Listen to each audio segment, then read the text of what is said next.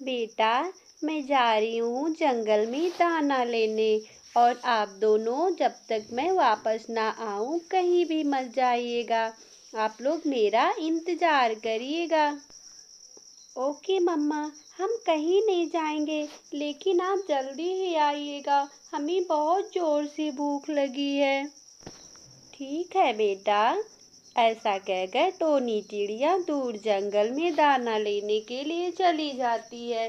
वो जंगल में दूर दूर तक दाना को ढूंढने लगती है, लेकिन चारों तरफ सूखा पड़ने की वजह से उसे कहीं भी दाना नहीं मिलता है। टोनी चिड़िया बहुत ही ज़्यादा उदास हो जाती है और वहाँ बैठकर रोने लगती है।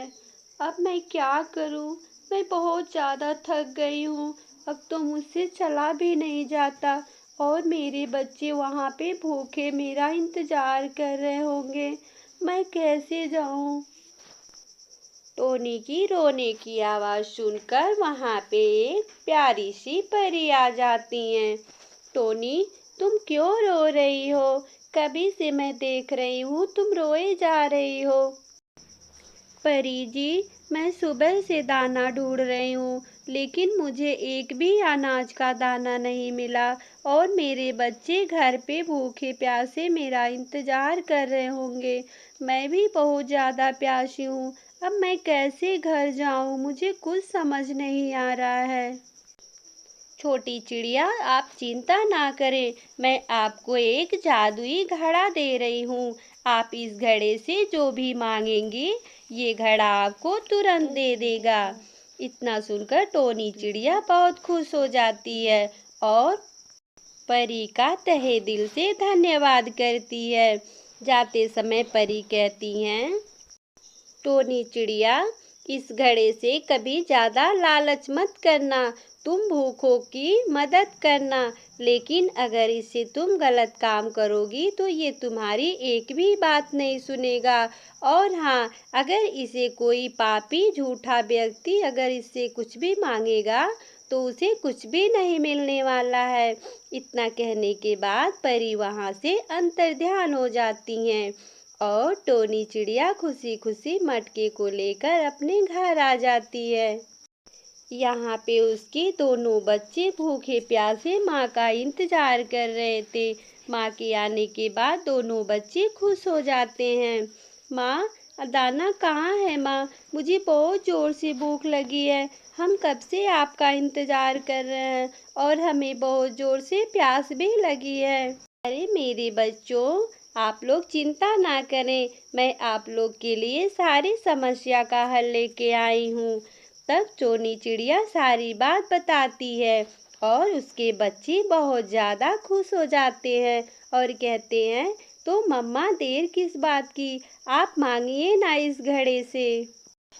टोनी चिड़िया घड़े से अपने बच्चों के लिए अच्छे अच्छे भोजन और मीठा ठंडा सा पानी मांगती है और तभी उसके सामने अच्छे अच्छे भोजन और ठंडा सा पानी मिलता है। उसके दोनों बच्चे खाना खाकर प्रसन्न हो जाते हैं।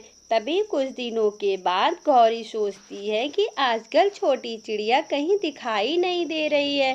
क्या बात है, आज चलते हैं उसके घर पे ही हम लोग पता लगाते हैं।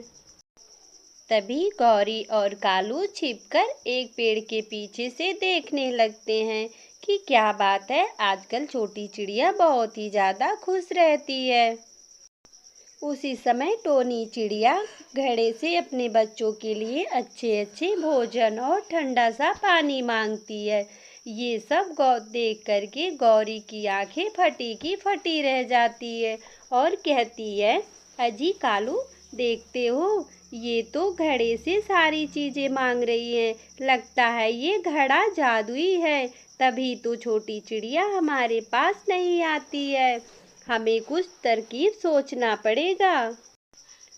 कालू कहता है, अरे भगवान, इतना क्या सोचती है, हम उस घड़े को ही चुरा लाते हैं, हमारी भी सारी समस्या खत्म हो जाएगी। ऐसा कहकर दोनों हंसने लगते हैं और छोटी चिड़िया के सो जाने का इंतजार करने लगते हैं। तब रात होती है और छोटी चिड़िया उसके बच्चे खा पी करके सो जाते हैं। तभी चुपके से कालू और गौरी वहाँ पर आ जाते हैं और मटके को चुराने की कोशिश करने लगते हैं। गौरी और कालू मिलकर घड़े को चुराकर अपने घर ले आते हैं और घर पे रहकर बड़ी खुशी से उसमें से अच्छे अच्छे मिठाइयाँ और पकवान मांगने लगते हैं। तभी अचानक उसमें से मोटा सा स्टिक निकलता है और गौरी और कौवे की खूब पिटाई करने लगता है।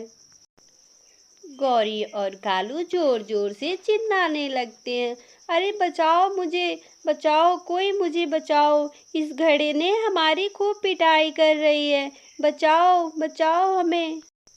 तभी उस घड़े से आवाज आती है कि बुरे काम का बुरा नतीजा। अगर तुम यही चीजें मेहनत से और अपने अच्छाई से लाई होती तो ये मटका तुम्हारा भी साथ देता, लेकिन तुम बुरी हो इसलिए तुम्हारी पिटाई हो रही है। गौरी और कालू दोनों हाथ जोड़कर मटके से माफ़ी मांगने लगते हैं कि हमें माफ़ कर दीजिए, अब दोबारा हम ऐसी गलती नहीं करेंगे और हम भी अब अच्छाई और सच्चाई के साथ रहेंगे। तो रानी परी उन्हें माफ़ कर देती हैं। उसके बाद मटका वापस टोनी चिड़िया के पास चला जाता है। तो प्यारे बच्चों, हमें कभी चोरी नहीं करनी चाहिए और झूठ भी नहीं बोलना चाहिए। अगर आपको हमारी ये वीडियो अच्छी लगी तो प्लीज़ लाइक शेयर कमेंट ज़रूर करें। आप धन्यवाद।